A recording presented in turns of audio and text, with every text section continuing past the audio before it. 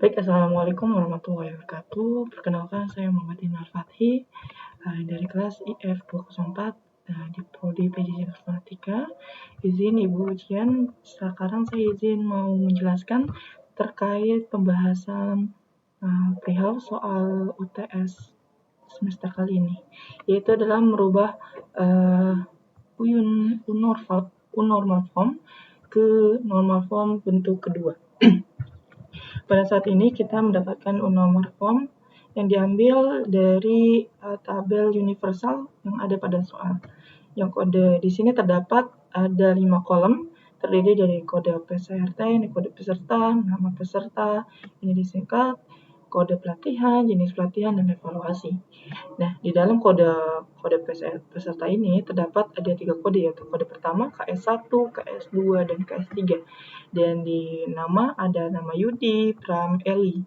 Kode pelatihan ada kode pelatihan 1, kode pelatihan 2, kode pelatihan 3. Dan di jenis pelatihan ini ada database, web, dan sistem informasi. Dan di evaluasi ada 2, yaitu lulus dan gagal. Nah, ini untuk kode siswa 1 itu sama aja dengan Yudi. Jadi setiap ada kode peserta KS1 itu berartikan nama Yudi. Nah, untuk kode pelatihan kita lihat di sini kode pelatihan. Nah, jenis pelatihannya itu database. Kita lihat juga di sini kode pelatihan 1 tetap database. Nah, database ini sama aja memiliki kode pelatihannya yaitu KP1. Nah, evaluasinya di sini juga ada KS1, Yudi, KP1. Contohnya ya, KS kode peserta 1, Yudi, kode pelatihannya kode pelatihan 1, database, di evaluasinya lulus. Nah, setelah kita mendapat normal form, langkah pertama kali sebelum kita sampai ke second normal form yaitu adalah menormalisasi ke bentuk first normal form, yaitu dengan cara mengisi form-form yang masih kosong. Nah, kita kan sudah tahu caranya tadi ya, KS atau kode siswa 1 itu Yudi. Nah, di sini tinggal samakan aja ke yang kosong. Di bawahnya ditambahkan Yudi, yang kosong lagi KS1, dan di bawahnya nama Yudi, di sampingnya KS1 juga. Nah, di bawahnya itu udah ada nama Pram, otomatis di bawahnya itu Pram juga. Kita tambahkan kode siswanya itu kode siswa 2 untuk Pram. Oke, di kanannya tetap sama. Nah, syarat utama untuk kita lanjut ke bentuk second normal form yaitu adalah kita mempunyai mempunyai first normal form terlebih dahulu.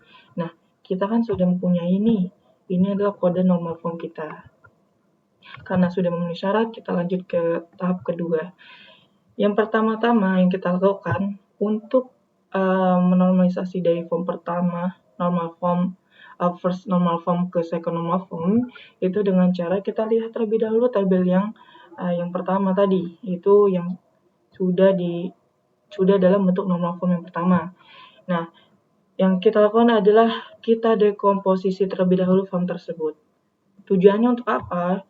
Sebenarnya dekomposisi itu artinya memecah masalah yang besar menjadi bagian-bagian yang kecil.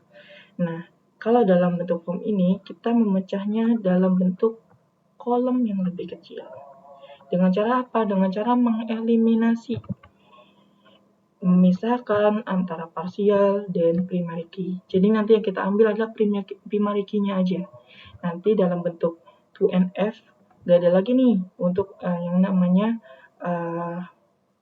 bentuk yang parsial. Jadi ketika kita tampilkan second normal form, yang keluar hanyalah primary key-nya aja. Nah, kita tentukan terlebih dahulu untuk primary key-nya. Nah, kita biar lebih mudah kita bagi ke dua, yaitu adalah kode peserta dan nama peserta. Ini berkesinambungan, kita belah menjadi 2 kolom. Nah, untuk evaluasi kita singkirkan dulu. Kita fokus ke kode peserta dan nama peserta, kode pelatihan, dan jenis pelatihan. Kita bagi menjadi kolom seperti ini, kita berubah menjadi tabel peserta. Tabel peserta jadi kode peserta dan nama peserta. KS1, Yudi, KS2, Pram, KS3, Eli. Primary kodenya adalah kode peserta. Kenapa? Kenapa yang primary kodenya kode peserta? Jadi ketika kita menginput sebuah data, kalau misalkan primary kodenya nama, otomatis di dunia ini pasti ada yang namanya Yudi itu lebih dari 1 orang.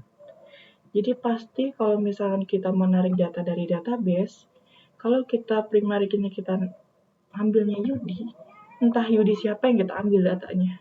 Karena kemungkinan besar yang namanya UD itu banyak. Jadi kenapa kita ngambil primary code itu kode? Kita membagikannya dengan nama kode. Jadi kalau misalkan UD yang ini namanya ke S1, nanti kalau misalkan ada peserta lain yang namanya UD juga, kita pasti kasih kode pesertanya itu berbeda. Contoh, UD kedua nih, KS4. Jadi ketika kita menarik data, kita hanya menarik dengan kode pesertanya tersebut. Jadi nggak bakal ketukar. Nah, berikut pun dengan tabel pelatihan. Di sini primary kodenya adalah kode PLTN-nya, KP1 database, KP2 web, KP3 sistem operasi. Ketika kita sudah menentukan kode PSRT dan kode PLTN, atau mohon maaf, kita sudah menemukan primary code-nya ke antara dua tabel tersebut, kita yang kita lakukan selanjutnya adalah menggabungkannya. Nah, kita mendapatkan kode peset ini. Oke, ini namanya juga sudah jadi kode relasi. Jadi kode relasi antara kode ini juga sama dengan artinya nama peserta yang tadi. Contoh, di sini kita ada kode PS1 yang tadi UD, KP1 yang artinya database, dan evaluasi lulus. Jadi kita hanya di sini mendapatkan 3 form. Jadi lebih tampilannya lebih tidak terlalu banyak, tidak makan tempat dan tidak memusingkan juga.